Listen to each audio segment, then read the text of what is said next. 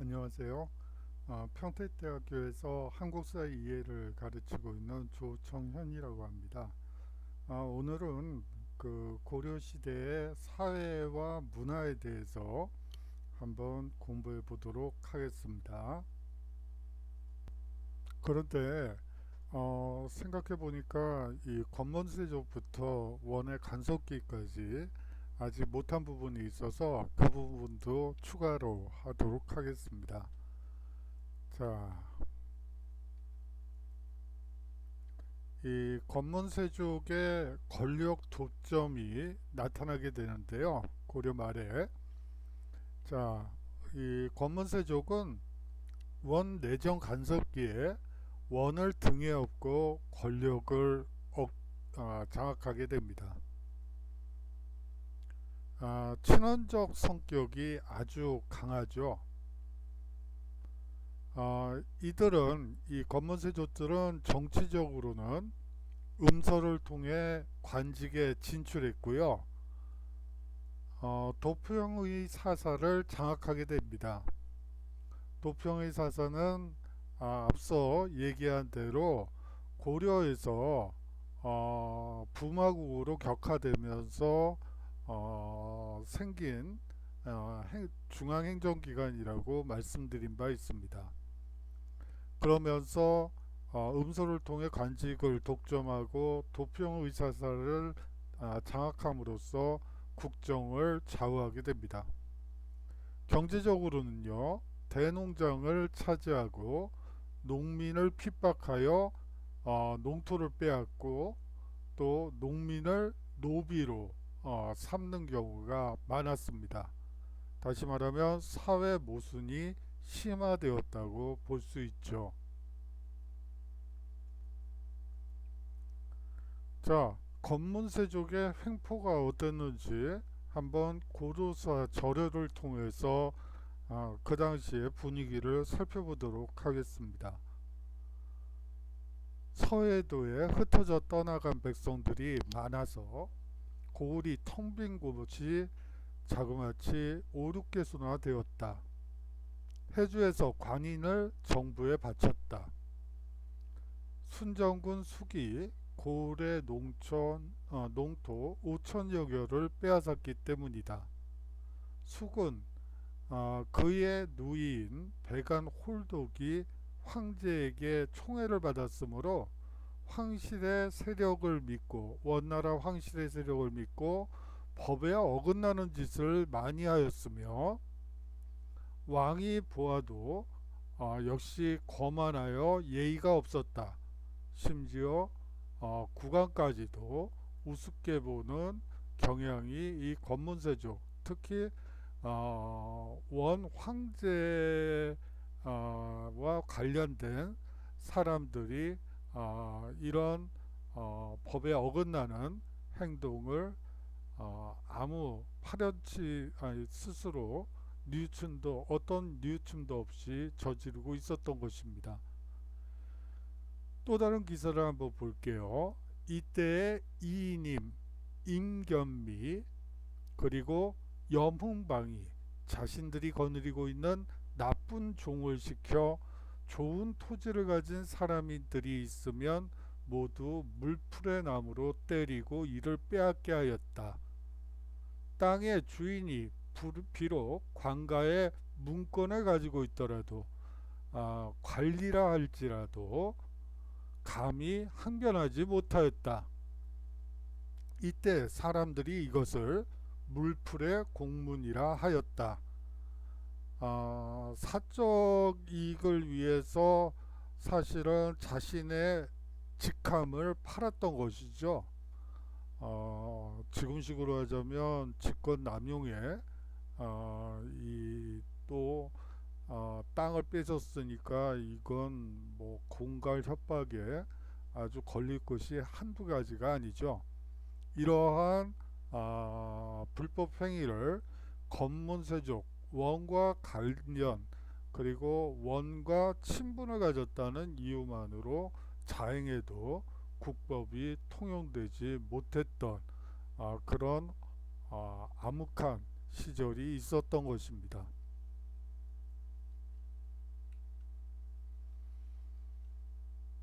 자, 이러한 문제점들에 대해서 이제 공민왕은 개혁 정치를 통해서 원의 간섭으로부터 벗어나려고 노력하게 되죠. 그러한 공민왕의 개혁이 있게 된 배경은 이 14세기 후반에 한족들이 반란을 일으키고 이러한 반란이 결국 원이 점차 쇠퇴하게 되는 징조로서 나타나게 됩니다. 개혁의 방향은 대외 정책, 즉 반원 정책으로 표출됩니다. 먼저 친원 세력을 숙청하죠. 그리고 정동 행성 등 내정 간섭 기구를 폐지하게 됩니다. 쌍성 총관부를 공격하여 천령 이북의 영토를 회복하게 되죠. 왕실 호칭과 관제를 원래의 고려식으로 복구하게 됩니다. 그리고 변발 등 이 몽골풍을 금지하게 되죠. 대내 정책을 한번 보도록 하죠. 이 건문세족을 억압했고요. 그리고 왕권을 강화하려고 노력했습니다. 정방을 폐지하고 국왕이 인사권을 장악하게 됩니다. 이러한 인사권 장악을 통해서 신진사대부, 당시 신유학이라 불리던 성리학을 공부하던 신진사대부들을 적극 등용하게 되죠. 아울러서 승려 신돈을 등용하게 됩니다. 그리고 신돈의 의견에 따라서 전민 변종 도감을 설치하게 돼요. 한마디로 말하면 평민이었다가 건문 세족의 억압으로 노비가 되었던 사람들을 조사해서 다시 평민으로 만들어주는 것이 이 전민 변종 도감이에요. 평민의 숫자가 늘어난다는 것은 군대를 갈 수 있는 장정의 숫자가 는다는 것이고요. 아울러서 세금을 내는 국민 백성의 숫자가 늘어난다는 거죠. 국력을 키우는데 평민의 수를 늘리는 것만큼 정근대 사회에서 가장 효과적인 방법은 없었어요. 그렇기 때문에 대부분의 개혁 정책이라는 것들은 대부분 이 전민 병정 도감에서 보이듯이 노비로 전락할 수밖에 없었던 평민들을 다시 노비에서 평민으로 돌려서 그들이 생산계급으로서 적극적으로 생산활동에 전념할 수 있도록 만드는 그러한 것들이 개혁의 본질이죠. 이러한 공민왕 개혁 정치의 결과는 사실상 홍건적의 침입과 왜구의 침입으로 결국 실패하게 됩니다. 이뿐만이 아니죠. 건문세족의 반발이 있었고요. 거기에다가 공민왕 시해 사건마저 벌어지게 되면서 공민왕의 개혁 정치는 일단 후퇴하게 됩니다. 그렇다면 공민왕의 개혁 정치에 의의를 찾는다면 뭐가 있을까요? 바로 신진사대부가 새 정치 세력으로 급성장했다는 점이 가장 큰 의의라고 볼 수가 있습니다. 자, 이제 공민왕의 개혁 정치를 통해서 신진사대부와 신흥무인이 등장하게 됩니다. 물론 신흥무인은 앞서 얘기한 바대로 홍건적과 왜구의 빈번한 침입 때문에 나타난 일이었죠. 나타난 계급이죠. 계층이죠. 먼저 신진사대부를 살펴보도록 하죠. 이 신진사대부가 등장하게 되는 배경은 고려 말에 검문세족의 횡포를 비판하며 등장하게 되었고요. 앞서 얘기한 바대로 국민항의 개혁 정치를 통해서 정방을 폐지하고 국민항이 직접 인사권을 행사함으로써 이들 신진사대부가 새로운 관료층으로 고려사회에 깊숙이 들어오게 된다는 것입니다. 국민항은 반원 개혁 정치에 힘입어 국민항의 반원 개혁 정치에 힘입어 크게 성장한 것이죠. 이들의 출신은 신분상 지방 향리의 자제들이 대부분이었습니다. 경제적으로 보면 중소 지주 출신이 대부분이었죠. 이들은 음서가 아닌 과거를 통해 자신의 능력을 통해 중앙 정치 무대에 진출했던 사람들입니다. 이들의 공통적 사상은 성리학이었죠. 고려 말에 사회 모순을 개혁하는 데에 성리학을 기본 이념으로 해서 그 개혁을 추구했던 것이죠. 대외적으로는 원을 배척합니다. 하지만 이 대륙의 신흥 세력인 명에게는 우호적이었죠. 다음으로 친흥 무인 세력을 살펴보도록 하겠습니다. 14세기 후반 홍건족과 왜구의 침략이 아주 빈번히 일어났습니다. 이들을 토벌하는 과정에서 최영과 이성계 등 신흥 무인 세력이 성장하게 된 것이죠. 정도전, 남은 등 일부 신진사대부들이 신흥 무인 세력인 이성계와 손잡고 역성혁명을 통해 조선을 건국하게 됩니다. 그것은 1392년의 일이었죠. 이 부분은 잠시 후에 더 자세히 살펴보도록 하죠. 조선 초 부분에서 좀 더 자세히 살펴보도록 하겠습니다. 자, 고려의 토지제도를 한번 살펴보도록 하겠어요. 전시과 제도라고 하는데요. 저는 밭전자지만 밭과 논을 얘기하는 것이고요. 시는 땔감이에요. 옛날에 장작이라고 하죠. 난방을 하는데 가장 필수적인 땔감을 채취하는 곳이 이 시지가 되겠습니다. 고려 관료 체제가 정비되면서 사실상 관리들에게 관직에 대한 복무의 대가로 토지를 지급하게 됩니다. 문벌 귀족의 경제 기반을 마련하기 위해 이러한 전시과 체제가 정비됐다고 보셔도 상관이 없습니다. 관리나 직역 담당자는 전지와 앞서 얘기한 바대로 논과 밭 그리고 시지, 다시 말하면 땔감 혹은 장작을 얻을 수 있는 대부분 산지가 되겠죠. 를 나누어 줍니다. 단 수조권만 행사하게 되죠. 다시 말하면 한 20%의 소장료를 받을 수 있는 권리를 획득한다고 보시면 되겠어요. 이 전시과의 정비 과정을 살펴보죠. 태조 임금은 역분전이라는 토지 제도를 만들었습니다.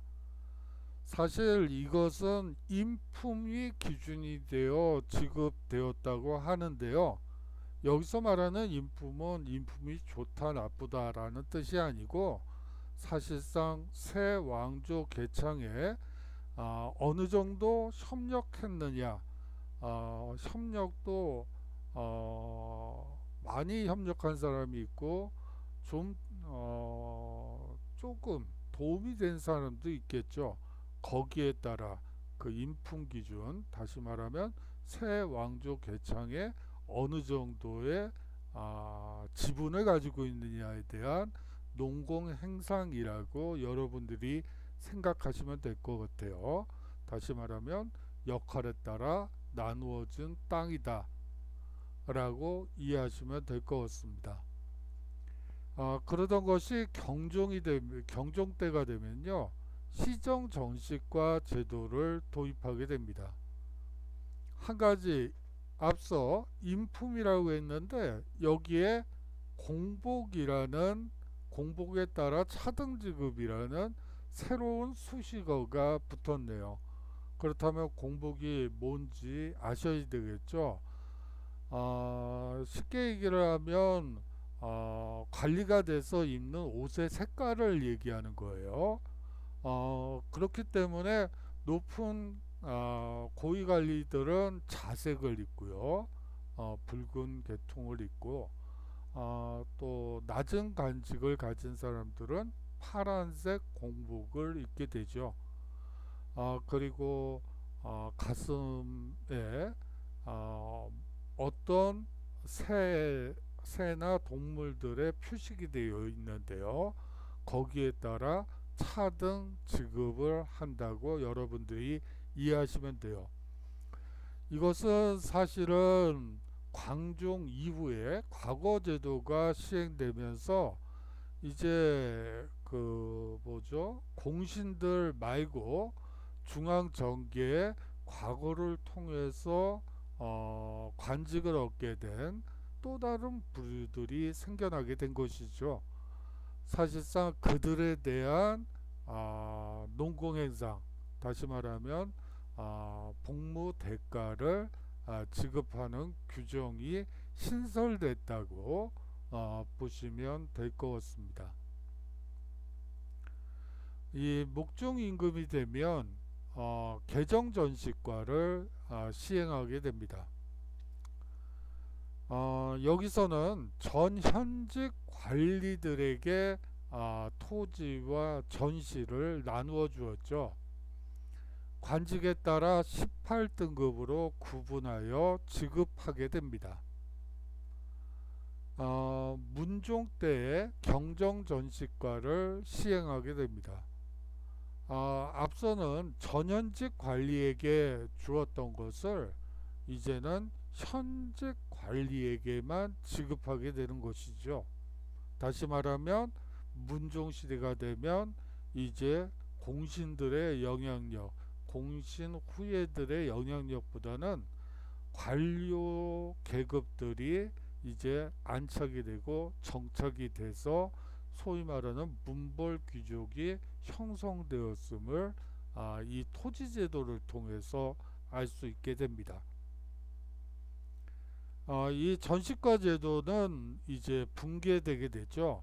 문벌 귀족들이 대토지 소유로 소유를 하게 됨에 따라서 나눠줄 땅이 상당히 부족해지게 됩니다. 그렇게 되면서 서서히 와해되어 가다가 무신정변으로 사실상 전시과 체제는 붕괴되었다고 보죠. 이 전시과에서 토지의 종류를 한번 보도록 하죠. 과전이 있습니다. 이 과전은 문무 관리에게 관직 복무 대가로 지급한 땅이에요. 만약 관리가 죽거나 관직에서 물러나면 국가에 반납하는 게 원칙입니다. 앞서 공음전에 대해서는 저번주에 말씀드린 바처럼 5품 이상의 관리에게 지급되었고요, 자손에게 세습이 가능했습니다. 한인전이라는 것도 있어요. 이 한인전이란 아까는 5품 이상이었죠. 그렇지만 6품 이하 하급 관리의 자재인데 관리에 오르지 못한 자에게만 지급한 땅입니다. 한인전을 통해서 우리가 알 수 있는 것은 고려사회에서 이 관리가 된다는 것은 본인뿐만이 아니고 그 자제에게도 상당히 그 권력을 세습시킬 수 있는 하나의 수단이 될 수 있다는 것을 이 한인전과 공음전을 통해서 알 수가 있습니다. 우리가 보통 귀족 사회라고 얘기를 할 때 바로 이 두 가지 요소가 바로 핵심 용어죠. 자, 군인전이 있습니다. 이 고려 사회의 또 특징적인 측면이기도 해요. 중앙의 군인에게 지급된 토지입니다. 그리고 군역을 세습한 자손에게만 세습이 가능합니다. 다시 말하면 이것은 여러 가지 의미가 있어요. 조선시대의 과거제도와 고려시대의 과거제도 사이에 가장 큰 차이점은 사실상 무과가 있느냐 없느냐예요. 무과라는 것은 사실은 어때요? 조선시대 무인이 되기 위해서는 무과에 급제해서 이제 적과 싸우고 전공을 세운 뒤에 대장군으로 장군으로 진급하게 되는 것이죠. 거기에 비해서 이 고려시대에는 군역이 세습되고 토지가 세습되었기 때문에 무과가 필요 없었어요. 군인은 군인 집안이 계속해서 군인으로 그 역을 세습하게 되니까요. 그렇기 때문에 고려시대에 무과가 없다. 오히려 승과는 있어요. 승과는 있어도 무과는 없다. 이것이 가장 큰 차이라고 보시면 됩니다. 자, 구분전이라는 게 있어요. 이 구분전은 하급 관리와 군인 유가족에게 지급되었습니다. 전몰 장병의 유가족들에게, 그리고 전몰 장병들뿐만 아니고 장군들까지도 만약에 유가족이 본인이 죽으면 가족 유가족들에게 지급했던 것이죠. 자, 이제 민전을 살펴보도록 하겠습니다. 귀족이나 농민이 소유한 사유지라고 여러분들이 생각하시면 되겠는데요. 이것이 사유지이기 때문에 사실상 소유권이 보장이 돼서 매매, 상속, 증여, 임대가 가능했습니다. 소작을 준다든지 하는 방식으로요. 개념적으로는 국가가 수조권을 가지는 공전과 민전에서 세금을 거두어 국가재동으로 충당했죠. 소유권을 기준으로 하면 사유지가 되고요. 수조권을 기준으로 하면 이 민전이 어떤 경우에는 행사하는 주체에 따라 공전이 될 수도 있고 사전이 될 수도 있습니다. 예를 들어서 어떤 국영기업체의 토지를 국가관청의 토지를 임대해서 하는 경우에 그것은 어디까지나 공전이 되겠죠. 하지만 사유지인 경우에는 사전일 수밖에 없어요. 수조권이 개인이 가지고 있는 경우에는 사전일 수밖에 없는 거죠. 다시 말하면 민전이라 할지라도 사실상 공전일 수도 있고 사전일 수도 있고 있다는 점 여러분들께 강조드리고 싶습니다. 자, 다양한 산업의 발달을 살펴보도록 하겠습니다. 먼저 농업 분야의 발달을 살펴보도록 하죠. 고려 시대에도 역시 중농 정책이 강조되었습니다. 1차적으로 농민 생활 안정이 근본 중농 정책의 근본적인 그 모토가 되고요. 이러한 농민 생활 안정을 바탕으로 국가 재정을 안정적으로 확보하기 위해서 중농 정책을 시행했던 것이죠. 농민 생활 안정과 국가 재정 확보. 다시 말하면 모든 개혁 정책은 농민의 숫자를 늘리고 생산자의 숫자를 늘리고 그것을 토대로 해서 군인이 갈 수 있는 사람, 세금을 낼 수 있는 사람들의 숫자를 늘리는 것. 그것이 개혁 정책의 그거는 시대를 뛰어넘는 본질적인 요소라는 거 다시 한번 강조드리고 싶습니다. 이 중농 정책 때문에 농민 생활 안정을 위해서 개간과 간척 사업을 장려하게 됩니다. 황무지를 옥토로 만든다든지 그걸 개간이라고 하죠. 간척은 바다를 뚝으로 막아서 그것을 옥토로 만드는 것을 간척 사업이라고 하죠. 이러한 개간지와 간척 사업에서 얻어진 농토에 대해서는 일정 기간 면세 혜택을 줌으로써 상당히 장려했습니다. 아울러 농번기 자벽 동원을 금지시키죠.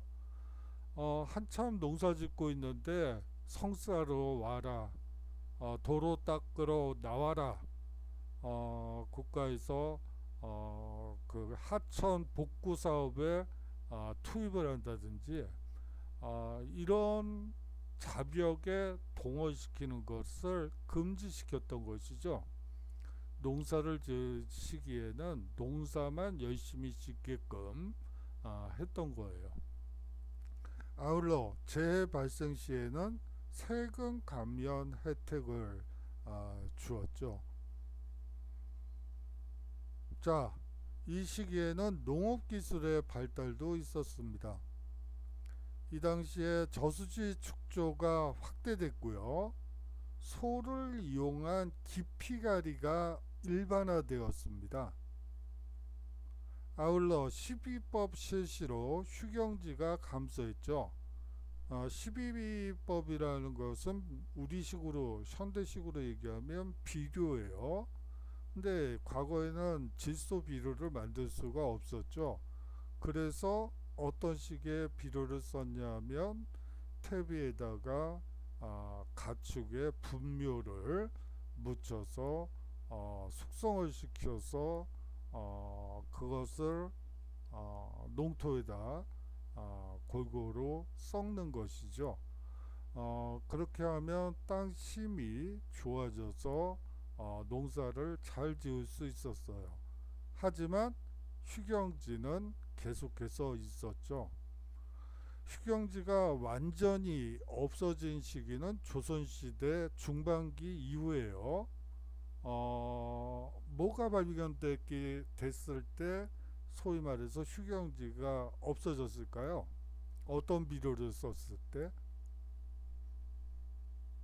여기저기서 여러 의견들이 들리는데요. 앞서는 가축의 분묘였죠. 분요였죠. 휴경지가 완전히 없어지기 위해서는 사람의 분요를 퇴비로 활용할 때 휴경지는 없어져요. 그만큼 사람 몸에서 배설되는 것들이 이 땅심을 키우는 데는 아주 가장 효과적인 비료라고 볼 수가 있겠죠. 밭농사에서 1년 3작의 돌려짓기가 보급되기 시작합니다.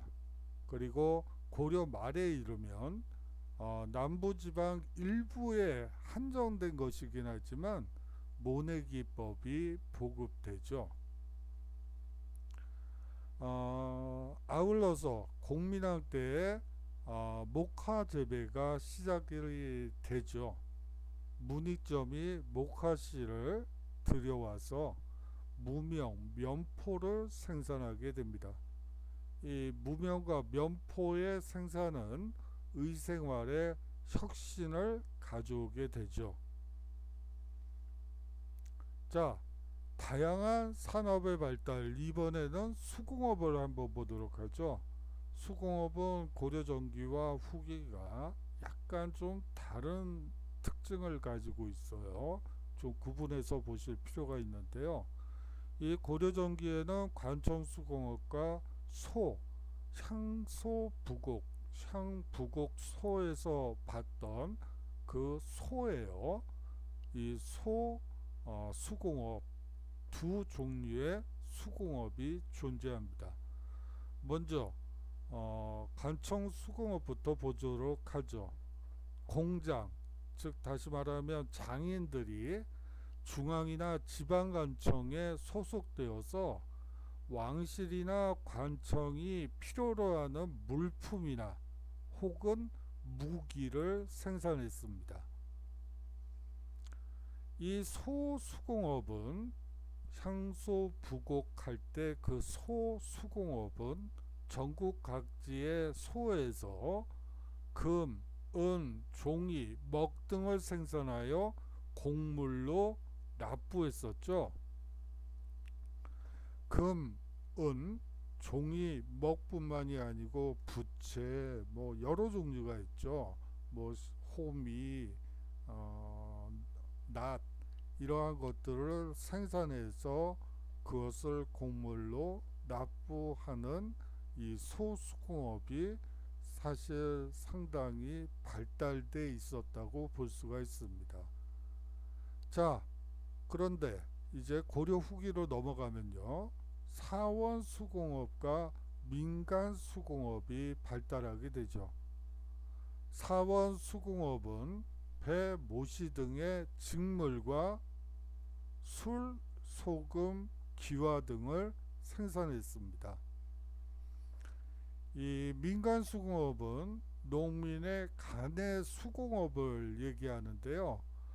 대부분의 경우 삼배, 모시, 명주 등의 직물을 생산했습니다. 이 민간 수공업에서 직물 생산이 상당히 중요한 역할을 하는데요. 그것은 삼배, 모시, 명주가 사실상 화폐와 같은 기능을 했기 때문이죠. 다시 말하면 쌀을 사고 싶다. 그러면 삼배를 주고 쌀을 얻는 방식이에요. 모시나 명주를 주고 직물을 주고 쌀을 얻는 쌀이나 보리나 쌀보리나 이러한 것들을 얻는 이 교환 경제가 발달했기 때문에 사실상 이 여성들이 짜는 삼배, 모시, 명주 등이 사실상 간의 경제에서 가계 경제에서 차지하는 소득에서 차지하는 비중이 상당히 높았다는 것은 상당히 중요해요. 자, 여러 나라와의 교류를 한번 살펴보도록 하죠. 먼저 송과의 교류를 살펴보도록 하겠습니다. 송과 교류를 한 1차적인 이유는 선진 문물을 수용하기 위해서였습니다. 그렇기 때문에 송과 적극적으로 교류하게 되죠. 사신 및 상인이 왕래가 아주 잦았으며 유학생과 유학생 교류도 상당히 활발했습니다. 무역에 있어 송가의 무역에 있어서는 공무역과 사무역이 있는데요. 이 무역로는 대부분 바닷길을 이용했습니다. 상당히 중요해요. 이 바닷길을 혹은 강가를 연결하는 이 남한강 북한강을 연결하는 이 그리고 한강과 낙동강을 연결하는 이 강길이 또 중요한 교역로이기도 해요. 한번 여러분들이 생각해 보시겠어요? 낙타나 말을 이용해서 어느 지역과 교류를 한다고 칩시다. 말 한 필, 낙타 한 마리가 가지고 갈 수 있는 짐의 무게는 너무나 한정적이죠. 거기에 비하면 배에 실을 수 있는 운송물의 부피는 사실 엄청나게 크다고 볼 수가 있죠. 육로를 통해서 가게 되면 뭐 마적단부터 시작해서 뭐 도둑, 떼도둑, 뭐 여러 종류의 이 난관을 경험하게 되죠. 물론 바닷길로 가는 경우에도 해적들이 존재하긴 하지만 뭐 해적만 피할 수 있다면 바닷길을 통해서 가면 사실상 많은 물품을 옮길 수도 있고 더 빨리 갈 수도 있어요. 예를 들어 조선의 사신단이 육로를 통해서 베이징으로 들어갈 때 보통 3개월 정도를 잡고 있어요. 하지만 바닷길을 통해서 연안해로를 통해서 중국으로 들어가는 경우엔 사실은 10일 이내로도 며칠 내로도 도착이 가능했죠. 그렇기 때문에 사실상 무역로로서는 바닷길이 더 강길이 훨씬 더 효과적이라고 볼 수가 있습니다. 자, 그래서 그런지 예성강 어귀의 병난도가 무역항으로 번창하게 됩니다. 이 병난도와 관련해서는 사실 뭐 그다지 연구된 바가 사실은 없어요.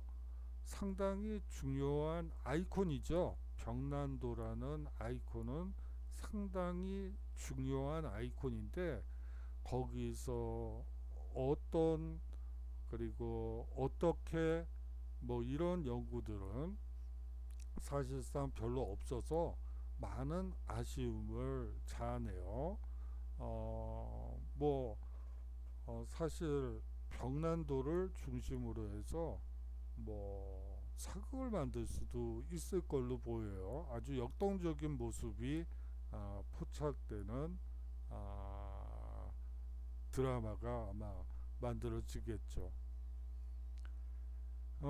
다음으로 거란과 여진과의 교류를 한번 살펴보도록 하겠어요. 이 거란과 여진과의 교류에서 제일 핵심은 바로 이것이죠. 북방을 안정시키기 위해 실시한 것입니다. 이 거란, 요한은 주로 공무역이 활발했습니다. 이 공무역을 하는데 고려보다는 거란이 훨씬 더 적극적이었죠. 여진의 경우에는 역으로 사신이 와서 고려의 공무를 바치고 답례품을 받아가는 형태로 이루어졌습니다. 교역 물품은 거란과 여진은 은과 말을 가지고 와서요, 목피 등을 가지고 와서 곡식과 농기구와 교환하는 특징을 가지고 있어요. 자, 고려시대 일본과의 교류를 한번 보도록 하죠. 대부분의 경우 일본 상인이 고려 국왕에게 토산품을 바치면 왕이 답례품을 하사하는 형태로 이루어졌습니다. 일본이 우리나라에 들어온 것은 수은과 유황이었고요. 가져간 것은 인삼, 곡식, 그리고 서적이었어요. 우리의 중요 수출품이라고 볼 수가 있겠죠. 아라비아 상인과의 왕래도 고려사나 고조사 저료에 조금 보여요. 몇 차례에 불과하지만 대규모 아라비아 상인이 방문한 경우도 있었습니다. 그들이 가져온 물건은 향신료 혹은 향료, 그리고 상아, 공작새 등 아주 진귀한 물품을 교역했죠. 이 아라비아 상인을 통해 고려, 즉 꼬레아라는 국명이 서방에 알려지게 되죠. 자, 여러 나라와의 교류 중에 이제 원가의 교류를 한번 살펴보도록 하겠습니다. 원 간섭기에 고려는 원을 통해 세계 시장과 연결되어 있었습니다. 원은 유라시아 대륙에서 서유럽을 제외한 모든 땅을 통일했었죠. 고려만 빼고요. 고려는 분화국이라는 지위로 격화됐다고는 하지만 사실상 그 당시 대부분의 국가들이 원에게 무릎을 꿇고 패망했던 것과는 다르게 고려는 계속해서 싸웠고, 또 그 싸움의 결과 독립국으로서 나라를 유지할 수 있었던 것이죠. 물론 원간섭기라는 뼈아픈 결과를 낳기는 했지만 여하튼 독립 자체가 뭐 식민지가 된다거나 그러지는 않았습니다.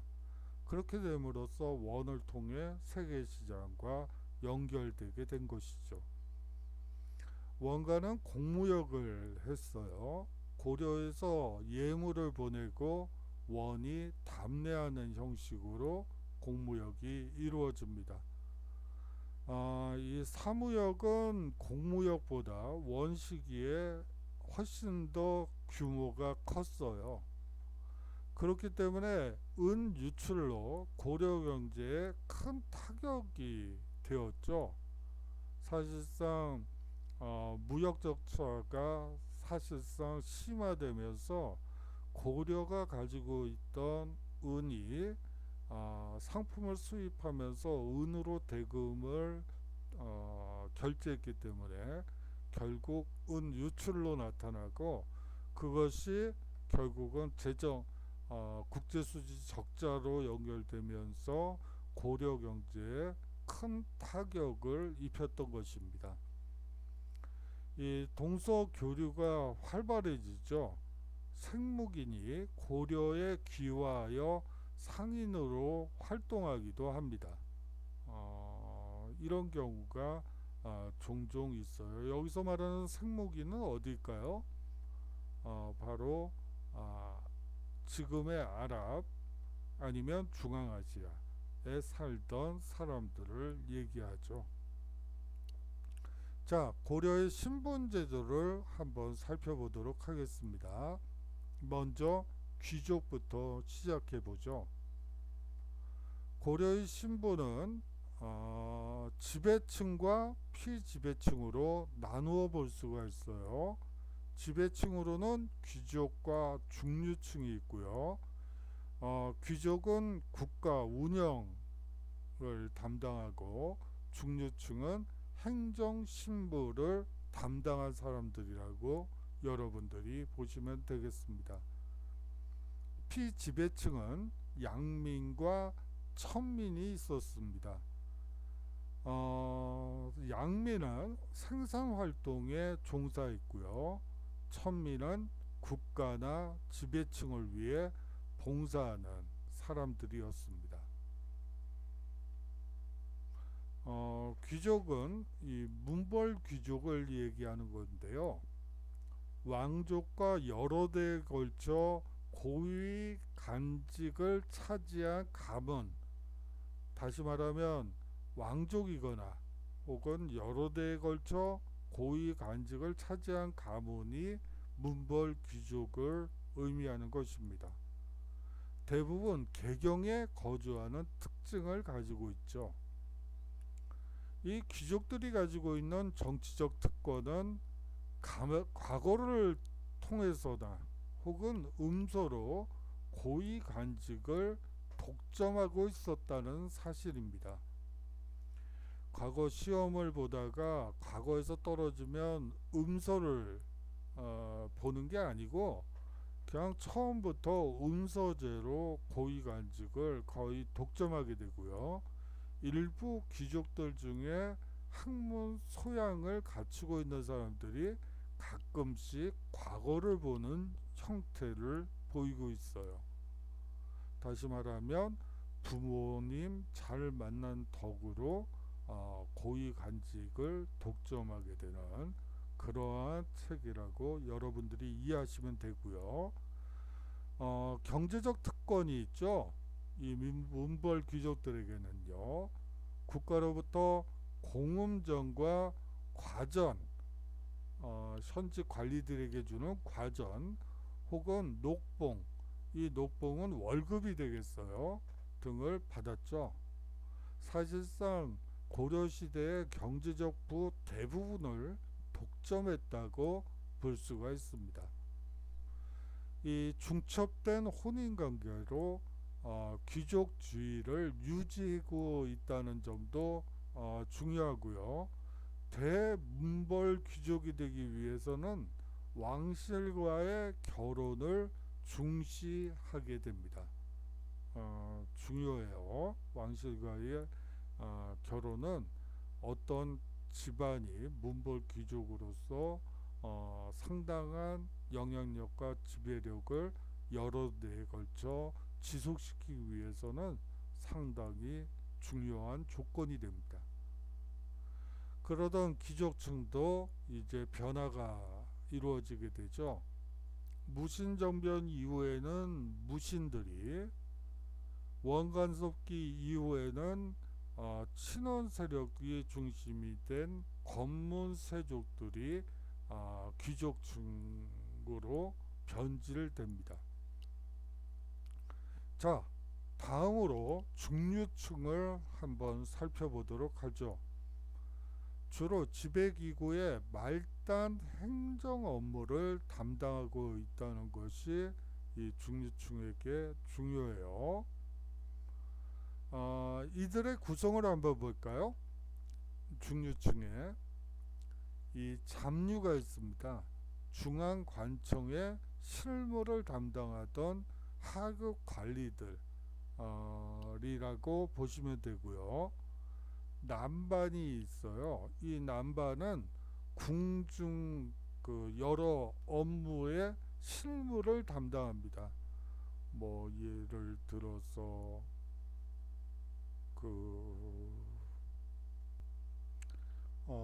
남반은 말이죠. 쉽게 얘기하면 내시의 역할이라고 보시면 될 것 같아요. 뭐 예를 들어 왕을 따라다니면서 보필한다든지 혹은 궁에 당직을 쓴다든지 혹은 왕의 행차 시에 왕을 모시는 임무 등 어떻게 보면 내시들이 하는 역할을 이 중류층들이 고려시대에는 했다고 보시면 될 것 같습니다. 또 한 부류는 군반이 있죠. 이 군반은 하급 장교를 얘기합니다. 아울러 향리 계층이 있어요. 지방행정 실무를 담당하고 있죠. 한번 이 중류층의 특징은 귀족과 달리 고위간직 진출 가능성이 없다는 점이 하나의 특징이에요. 그리고 직역의 대가로 토지 지급 대상자가 된다는 점도 중요합니다. 자손에게 신분이 세습되기도 하죠. 향리 계층이 상당히 중요해서 한 가지 뒤로 빼보았어요. 호장과 부호장 등 여러 단계의 직위로 구분되어 있었습니다. 호족 출신인 상층 향리는 지방의 실질적 지배층이었죠. 사실상 향소 부곡의 향리라든지 속군 속현의 상층 향리들의 경우에는 사실상 지방관과 똑같은 사실상 지배계급으로서 지방 지배계급으로서 자리매김되고 있다는 점이 중요합니다. 아울러서 그렇기 때문에 과거를 통해 중앙관리로 진출하는 경우가 있고요. 이것이 결국은 조선을 건국하게 되는 신진 사대부들이 대부분 이 향리 출신들이라는 것도 여러분들이 눈여겨 보셔야 될 대목입니다. 자, 다음으로 양민들을 보도록 하겠습니다. 농민들은 자신의 민전이나 남의 토지를 경작하여 생계를 유지했죠. 국가에 세금을 납부하고요. 법적으로는 과거 응시가 가능했어요. 가능했다는 거죠. 여러분들이 아르바이트를 하시는 분들은 아시겠지만 일을 하면서 공부를 한다는 게 그렇게 쉽지만은 않죠.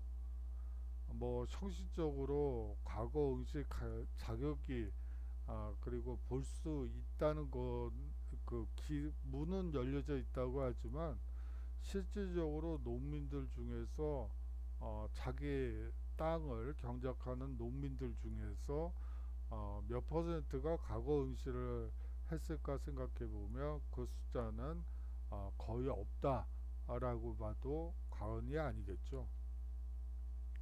향, 부곡, 소의 주민을 살펴보도록 하겠습니다. 신분상 양민이죠.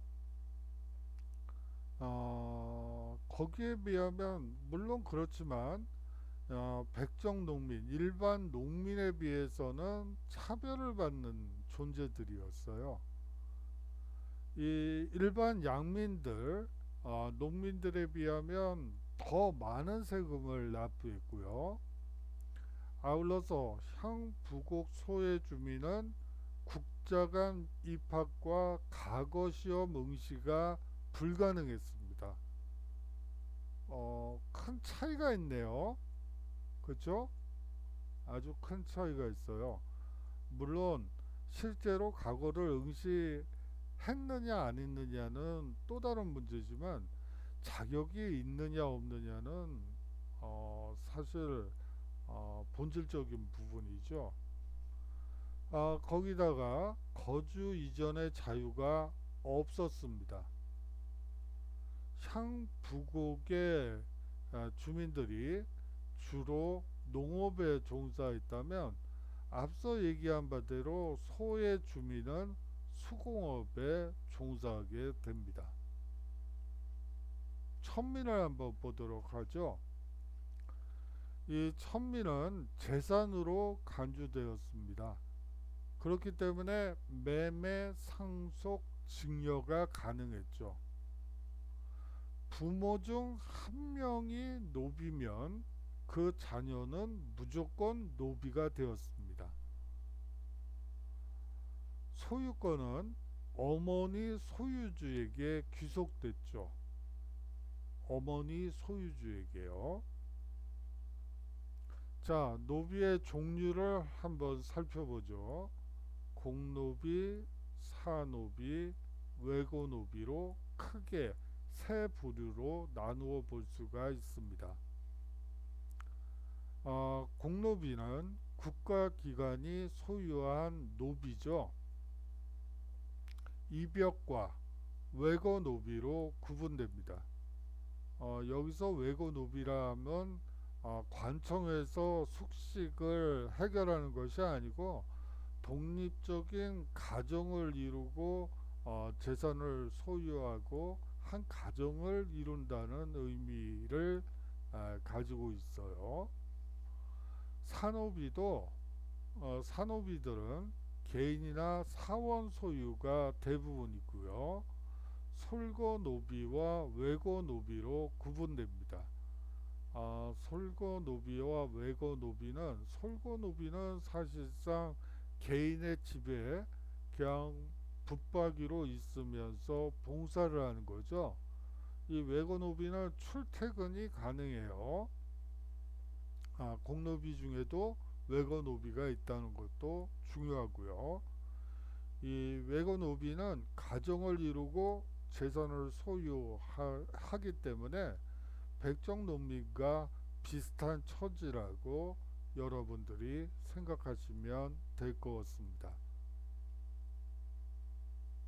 자, 신분 상승이 가능한 사회가 고려 사회였어요. 어디에 비해서요? 신라 골품제에 비해서요. 지방의 향리가 과거에 급제하여 중앙 관리가 되는 것이 가능했습니다. 어떻게 보면 조선시대 중인들이죠. 그들도 과거에 급제해서 중앙 관리가 되는 것이 가능했죠. 군인이 전쟁에서 공을 세워 무관으로 출세할 수도 있었습니다. 한 병졸이, 한 노비가 전공을 세우게 되면 노비의 경우에는 평민이 될 수 있고요. 농민, 평민이 될 수 있고, 군인 같은 경우에는 사실상 사병인 경우에 무관으로 출세할 수도 있었습니다. 아울러 외거 노비는 어떤 특징을 가지고 있다고요? 바로 가정을 이루고 자신의 재산을 소유할 수 있다고 했죠. 그 외거 노비가 돈을 모아 주인에게 바치고 양민으로 해방되는 경우도 많았습니다. 다시 말하면 신라 골품제에 비해 개방적이고 신분 상승에 가능한 가능성이 열려있는 사회였다고 볼 수가 있겠죠. 향부곡 소의 경우 고려 후기 하층민의 신분해방운동과 그거는 뒤에서 보도록 하고요. 대몽 항전에서의 전공 등으로 인해 일반 군인으로 승격되는 경우가 많아지게 됩니다. 자, 백성을 보호하기 위한 고려시대의 여러 정책이 있는데요. 이거는 앞서 말씀드린 바대로 농민 생활 안정과 사실상 재정의 확보, 국력의 확대를 위한 조치였다고 보시면 됩니다. 의창이라는 제도가 있었습니다. 흉년의 빈민구제 제도라고 볼 수가 있는데요. 봄에 양식이나 종자 등을 빌려주고 가을에 갚게 하는 제도입니다. 물가 조절 기관으로서의 상평창의 역할은 상당히 중요해요. 물가 조절 기관이고요. 개경, 서경, 12목의 상평창이 설치되어 있고요. 이 상평창을 통해 풍년에는 곡식을 사들이고 흉년에는 싸게 그것을 판매하게 되죠. 이 백성을 보호하기 위한 여러 정책 중에 동대비원과 서대비원이 있습니다. 사실상 환자 치료와 빈민 구제를 담당하던 기관이죠. 쉽게 얘기하면 지금의 병원이라고 보시면 될 것 같아요. 아울러서 해민국이 있습니다. 이 해민국은 의약품을 공급하는 기관이라고, 국가기관이라고 생각하시면 돼요. 의약품이 뭐죠? 약이 아니죠. 약재죠. 약재들을 백성들에게 싼 값으로 공급해 주는 곳이죠. 아울러 가난한 사람들을 돕기 위한 기금이 형성되기도 하죠. 바로 그 기금을 고려시대에는 제위보라고 했습니다. 기금을 마련해 놓고 그 이자 수입으로 빈민을 구제하던 것이죠. 또 이것은 평민들이 노비로 신분이 떨어지는 것을 방지하기 위한 조치인데요. 법정 이자율을 제한하는 제도를 채택하게 됩니다. 이 사실상 고리대로부터 농민을 보호하고 이 고리대를 갚지 못하는 경우에 농민들은 자신의 몸을 팔아야 됐어요. 다시 말하면 노비가 되어지 됐죠. 이러한 것을 예방하기 위해서 법정 이자율 제한 조치를 취하게 됩니다. 고려의 법률과 풍속을 살펴보도록 하죠. 사실상 관습법이라고 보는 게 맞을 것 같아요. 물론 중국의 당률, 당나라의 류를 참고하여 형법이 제정되기는 했지만 지방간이 사법권을 가지고 중요 사건 이외에는 스스로 처결을 했죠. 중요 사건들은 삼심제로 이루어져서 소위 말하는 구강까지 안찰사와 구강, 2심은 안찰사, 3심은 구강이 직접 재판을 담당하게 됩니다. 자, 형벌을 한번 살펴보죠.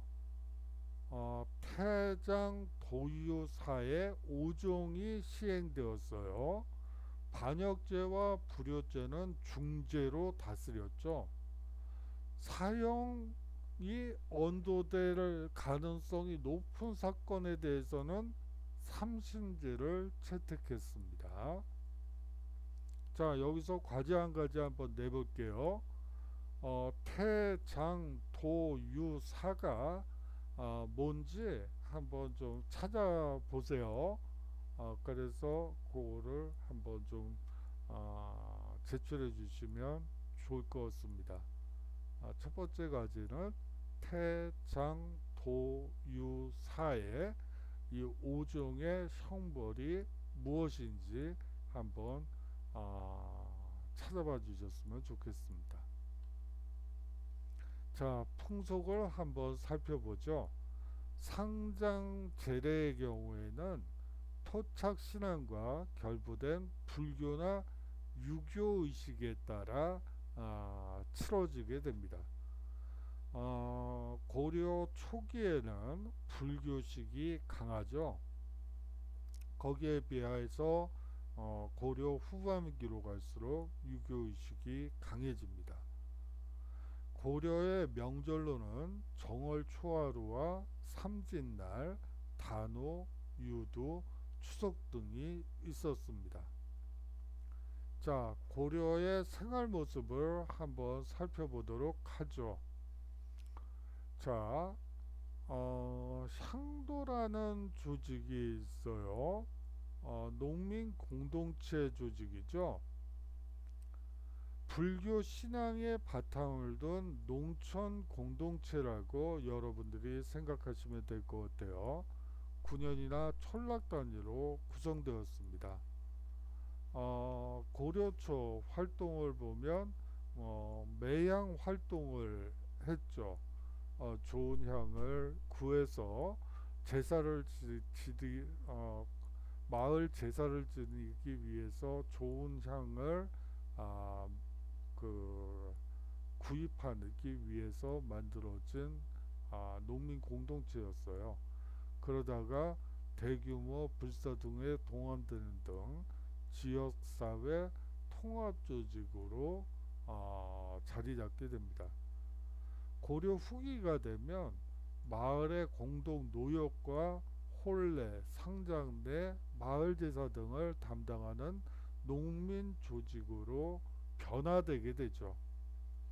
불교 행사를 위한 소규모 공동체가 이제 마을의 공동 노역과 혼례, 상장례, 마을제사 등을 담당하는 농민 조직으로 확대됐다고 여러분들이 생각하시면 될 것 같아요.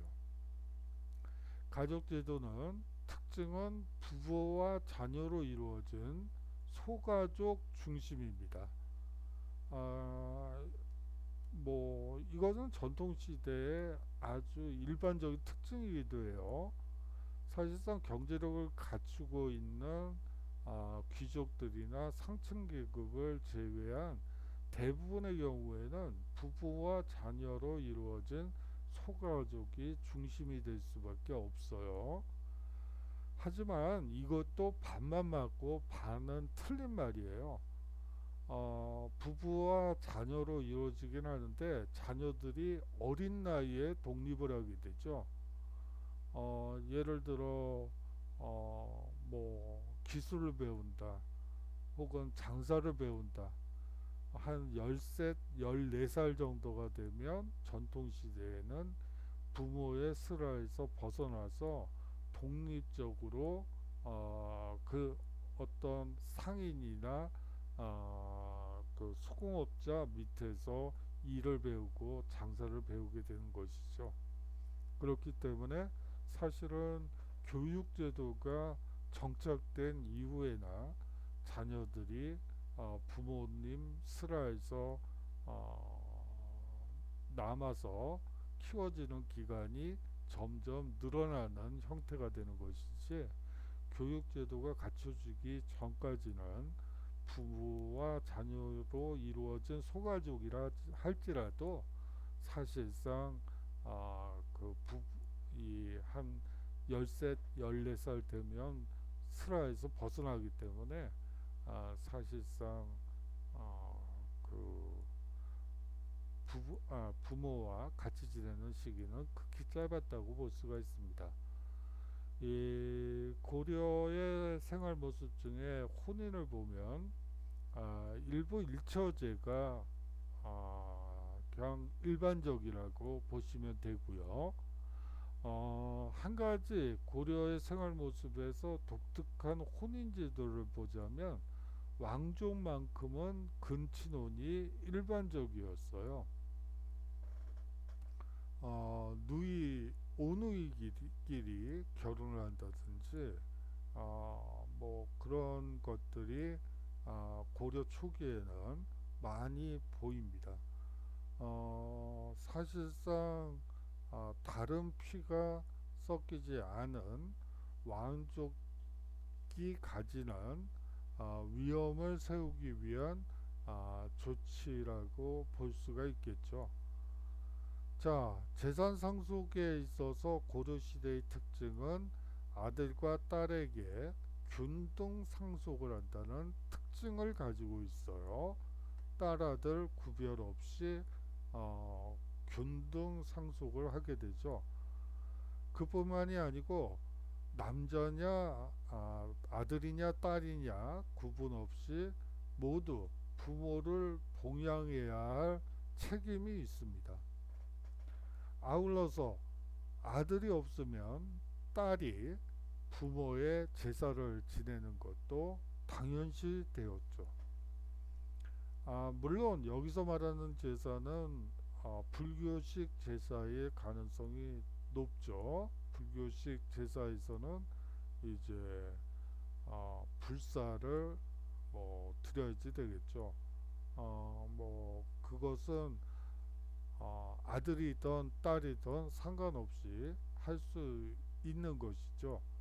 뭐 사찰에 가서 돈을 내고 시주를 하면서 이제 제사를 이제 사찰에서 준비하게끔 하는 것이기 때문에 그것은 아들이든 딸이든 상관이 없기 때문에 이런 풍습이 나타났을 것으로 짐작이 됩니다. 자, 고려시대 여성의 지위를 한번 살펴보도록 하죠. 여성의 지위는 상대적으로 높았어요. 물론 사회활동은 제한되어 있었죠. 하지만 가정생활이나 가정경제 운영 등 일상생활에서는 남성과 대등한 위치를 차지하고 있었어요.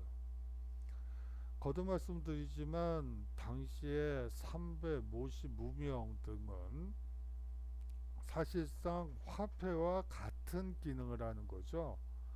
사실상 현금을 벌 수 있는 수단이 사실상 직물 생산이었기 때문에 여성의 가정 경제에서 소득에서 차지하는 비중이 상당히 높았다고 볼 수가 있어요. 그렇기 때문에 남성과 대등한 위치에 있었다고 볼 수가 있죠. 호족은 여성 호주가 사실상 가능했어요.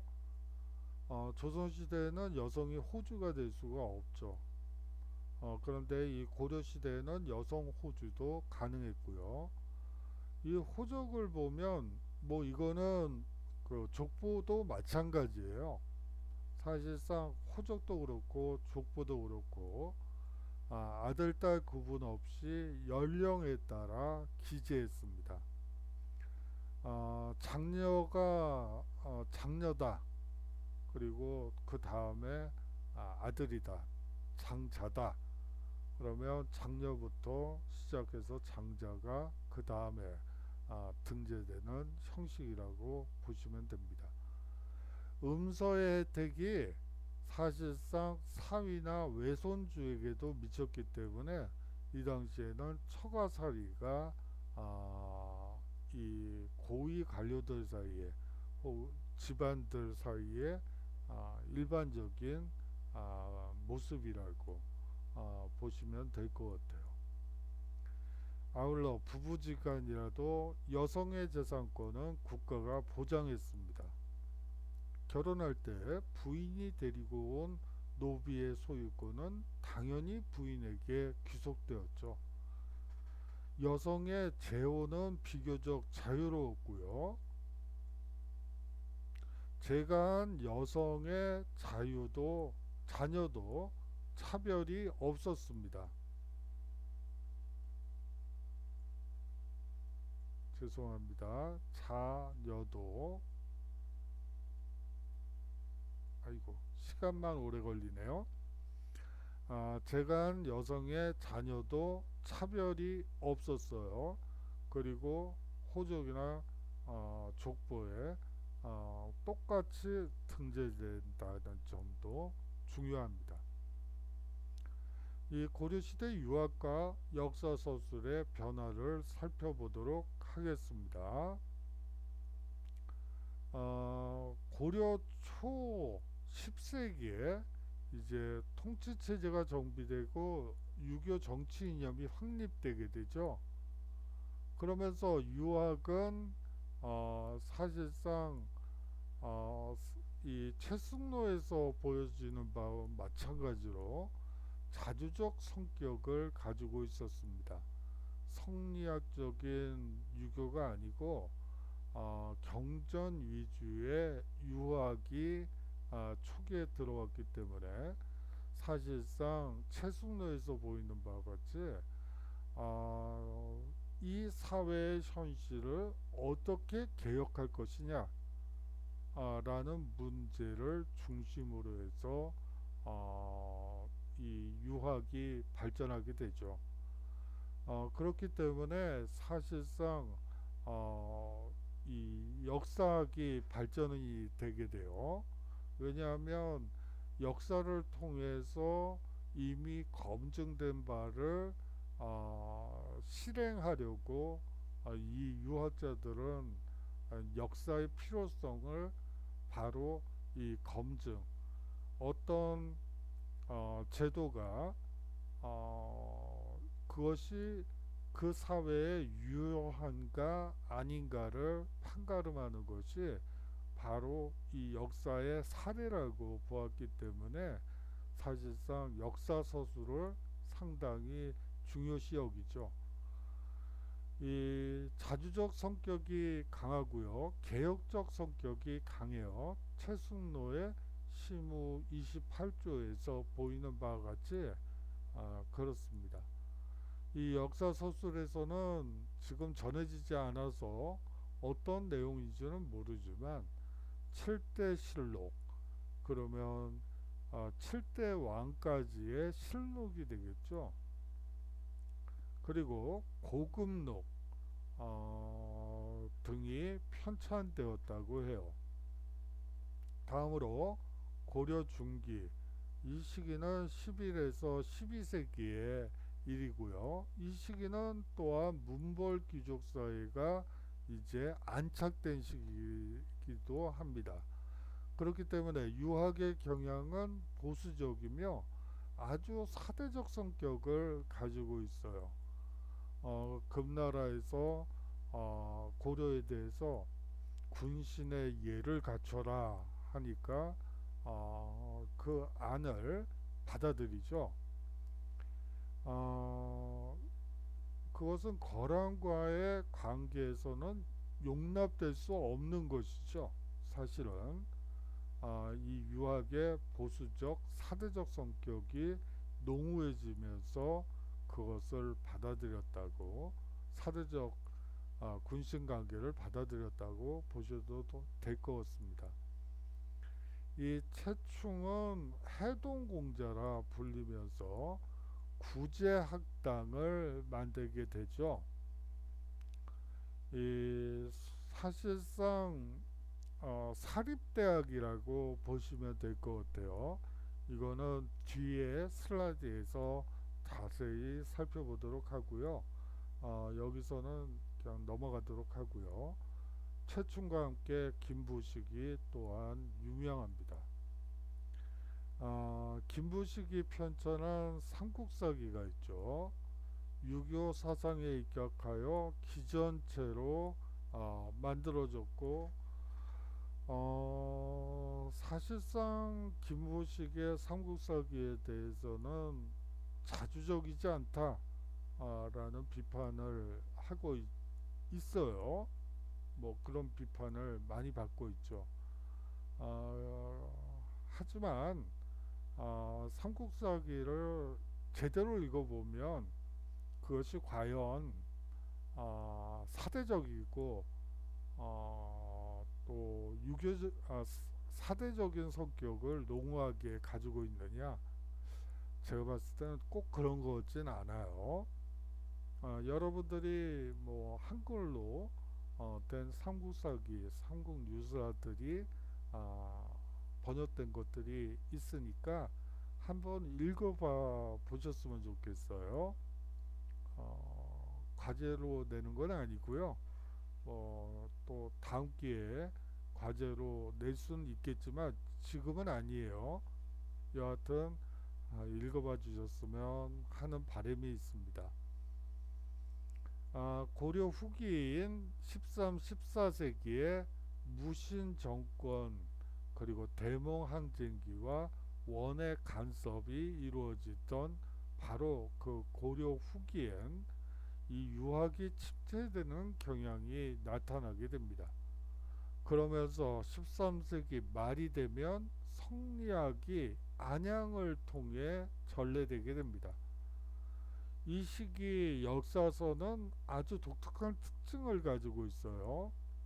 해동 고승전, 승려인데 고승이죠. 고승인데 우리나라 고승만을 묶어서 정기로 만든 것이죠.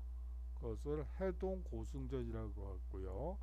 각훈이 썼습니다. 이런 스님은 삼국유사를 편찬하시죠. 아주 재미있는 일화들의 연속이에요. 사실은 이 삼국유사라는 거는 여러분들이 글쓰기나 혹은 뭐 그런 거를 업으로 하시고 싶으신 분들은 삼국유사에서 응용할 것들이 상당히 많아요. 사실은 뭐 게임도 사실은 이 삼국유사를 통해서 개발할 수 있는 스토리들이 많죠. 그렇고요. 자, 제왕운기를 이승유가 편찬하게 되고요. 이규보는 동명왕편을 서술하게 됩니다. 다시 말하면 자주적 역사 서술이 이 13, 14세기의 특징이에요. 다시 말하면 무신정권, 대몽항쟁기, 원의 간섭기간, 이런 시기에 이런 우리나라의 고승들, 우리나라 불교, 민간설화, 그리고 제왕운기나 동명왕편과 같은 역사소설, 자주적 역사소설이 나타난 것이죠. 이 자주적 역사소설이 나타나는 시기는 대부분 독재 정권이 있거나 혹은 외적의 침입이 있거나 혹은 외국의 식민지가 됐을 때 자주적 역사소설이 나타난다는 거 상당히 중요한 요소입니다. 14세기 후반에 즉 고려 말에는 공민왕의 개혁과 신진사대부의 성장이 있었죠. 그러면서 성리학이 발달하게 되죠. 여기서 말하는 유학과 성리학은 달라도 너무 달라요. 그 차이는 조선시대에 들어가서 한번 살펴볼 기회가 있을 것 같아요. 이재현은 사약이라는 책을 쓰죠. 그러면서 성리학적 대의 명분에 입각한 유교 사관을 이 책 속에서 잘 보여주고 있습니다. 자, 고려 유학의 발전 과정을 살펴보도록 하죠. 고려 초기에는 유교 정치 이념의 확립이 이루어지게 됩니다. 태조는 신라 육두품 출신 유학자들이 사실상 고려 건국에 기여하게 되죠. 그렇기 때문에 유교의 민본 사상에 따라 취민 유도를 강조했습니다. 광종은 과거제를 실시하죠. 이 태조 시기에는 공신들, 고려를 개창하는 데 도움을 주었던 공신들의 영향력이 상당히 컸고요. 또한 이 태조는 호족들과 혼인관계를 맺으면서 호족 통합을 하다 보니까 사실상 이 태조 이후에 한 3대까지는 공신들의 사회라고 볼 수가 있어요. 그러다가 이제 광종이 즉위를 하면서 이러한 공신들의 폐해를 이제 종식시키기 위해서 바로 이 과거제를 실시하게 된 것이죠. 유교 소양을 갖춘 관리를 등용하게 됩니다. 그럼으로써 공신들을 견제한 것이라고 보시면 되겠죠. 성종은요, 중앙에 국자감을 설치하고요, 지방에 향교를 설립하게 됩니다. 유교 정치 이념을 확립했다고 볼 수가 있죠. 대표적인 학자로는 최숙로를 들 수가 있습니다. 이 초기 유교의 특징을 눈여겨보셔야 돼요. 새로운 국가 건설, 그리고 사회 개혁을 추구한 자주적이고 주체적인 특성을 가지고 있다는 것이 이 고려 초기 유교가 성리학과 다른 특징이기도 합니다. 이 고려 중기가 되면 유학은 보수화되게 되죠. 이 보수화되게 되는 배경은 문벌 귀족 사회가 형성되었기 때문이죠. 이제 지배 체제의 안정을 추구하게 되고 이러한 안정 추구는 보수적 성격이 강해지는 특징을 갖게 됩니다. 대표적 유학자는 최충을 들 수가 있는데요. 앞서 얘기한 대로 해동공자라 불렸습니다. 구제학당을 세워서 제자 양성에 힘쓰게 되죠. 이 구제학당이 성공을 거둠으로써 사학 12도가 등장하게 됩니다. 그러면서 관학의 약화되는 이 국자감이 약화되는 특징을 가지고 있어요. 김부식은 이자겸의 난과 금에 대한 사대관계를 맺는 문제와 관련하여 보수적 현실 안정을 추구하게 됩니다. 자, 앞서 사학 12도를 통해 이 관학이 쇠퇴하게 됐다고 말씀을 드렸어요. 소위 말하는 쪽집게 과거시험 선생님들이 노량진에 있는 건 아니고요. 이 당시에는 개경에 있었죠. 노량진은 현재 얘기고 이 당시에 개경에 소위 말하는 지방에도 있었고요. 사학 12도라는 쪽집게 강사들이 과거 시험에 합격할 수 있는 비법 전수를 위해서 세워졌고, 이러한 사학 12도가 사실상 과거 시험에 많이 급제를 시켰기 때문에 관학이 쇠퇴하게 돼요. 그렇게 되면서 이 사학 12도 국자감과 관학 교육이 위축되게 되죠. 국자감에서는 그러한 문제점을 관학 진진책으로서 국자감에 7제로 나눈 전문 강좌를 개설하게 됩니다. 예종 때 일이에요. 자, 7가지 과목으로 나눠서 전문 강좌를 개설하게 됩니다. 그렇게 되면서 이 쪽집게 이 학원들을 한번 상대로 해서 한판 승부를 벌이게 되는 것이죠. 자, 그리고 관학 증진책으로서 나오게 되는 게 장학재단을 설치하게 돼요. 양연고라는. 그래서 숙식비를 제공한다든지 하는 식으로 해서 학생 유치에 심혈을 기울이게 됩니다. 자, 성리학의 수용을 한번 보도록 하죠. 원간섭기에서 고려 말에 걸쳐 이루어졌던 건데요. 성리학은 수용되게 됩니다. 이 성리학은 사회개혁이나 뭐 그런 거라고 말씀을 드렸는데요. 공자님도 사실은 부국 강병책의 하나로서 이 유학을 제시했던 것과 마찬가지죠.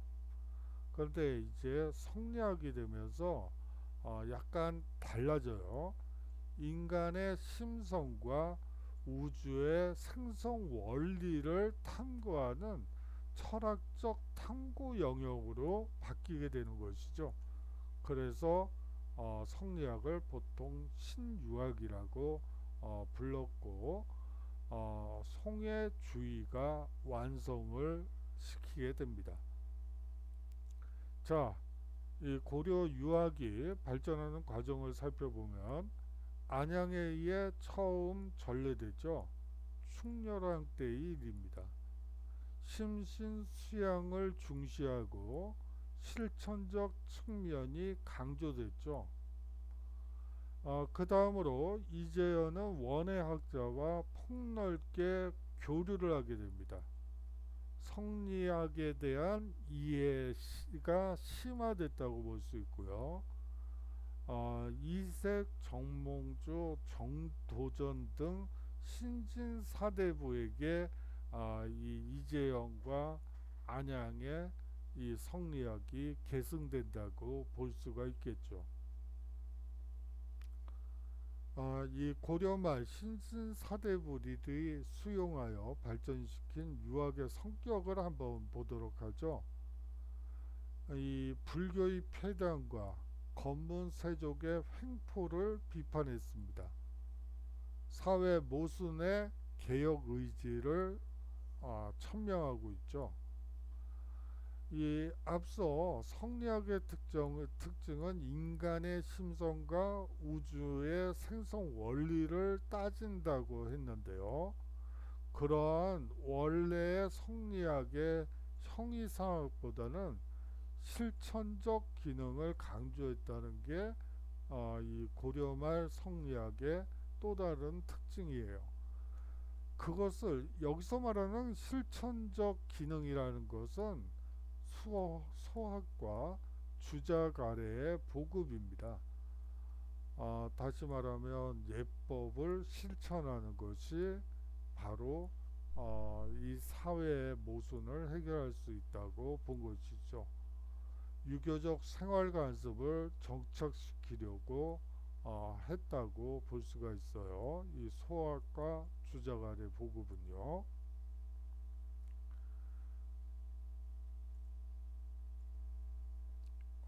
오늘 이 고려 시대를 다 끝내려고 했는데 미처 다 끝내지 못하고 벌써 시간이 상당히 됐네요. 여러분들이 뭐 지치실 것 같아서 일단 여기서 끝내도록 하겠습니다. 이제 뭐 코로나가 거의 잡혀가는 것 같고요.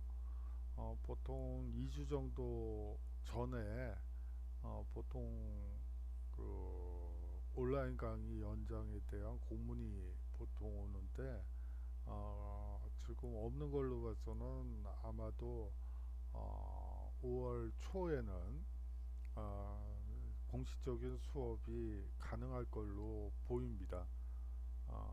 뭐 갑자기 또 확대가 되면 모르겠지만 지금 추세로 계속 가게 되면 아마 가능할 것으로 보이고요. 여하튼 건강에 유의하시고 오늘 수고 많으셨고요. 다음 강의에서 인사드리도록 하겠습니다. 그러면 다음 주에 인사드리겠습니다. 안녕히 계십시오.